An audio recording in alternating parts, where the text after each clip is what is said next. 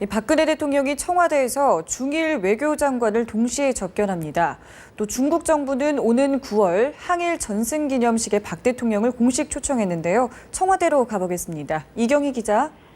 네, 박근혜 대통령이 잠시 뒤 왕이 중국 외교부장과 기시다 후미오 일본 외무상을 함께 접견합니다.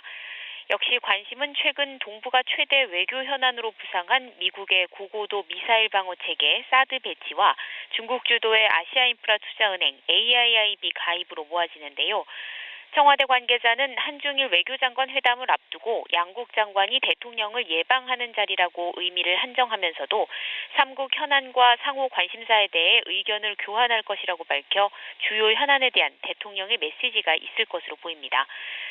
특히 그동안 정부가 사드와 AIIB 문제에 모호한 태도를 취하면서 미국과 일본, 중국 간 기싸움을 촉발했다는 비판이 있는 만큼 박 대통령이 양국 동시 접견을 계기로 적극적인 외교 행보에 나서는 것 아니냐는 해석도 나옵니다. 이 자리에서 지난해 11월 아세안 플러스 한중일 정상회담 당시 제안한 한중일 3자 정상회담 개최를 재차 제안할 가능성도 있는데요. 다만 중국이 일본의 역사 반성이 필요하다는 전제 아래 부정적인 입장을 보이고 있어서 진전이 있을지는 불투명합니다.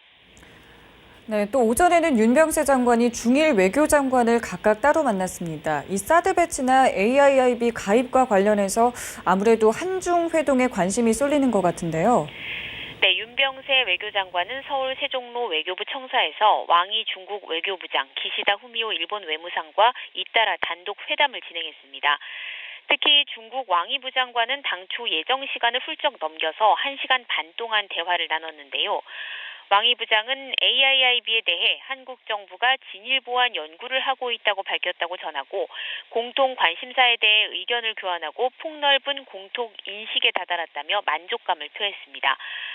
외교부는 양측이 포괄적이고 다층적인 소통과 협력을 하고 있다는 데 인식을 같이 하고 이런 관계를 계속 발전시켜 나가기로 했다고 밝혔습니다.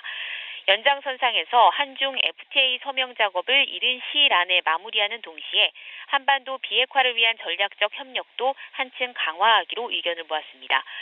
왕 부장은 오는 9월 3일 중국 정부가 주최하는 전승기념 행사에 항일 전승기념 행사에 박근혜 대통령의 참석을 희망한다고 전하고 윤병세 외교장관도 정식으로 초청했습니다.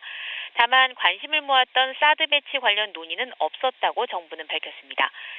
이어진 기시다 후미오 일본 외무상과 회동은 한일 국교 정상화 50주년을 기념해 발행할 예정인 일본 우표를 우리 측에 선물하는 등 부드러운 분위기 속에 시작됐습니다.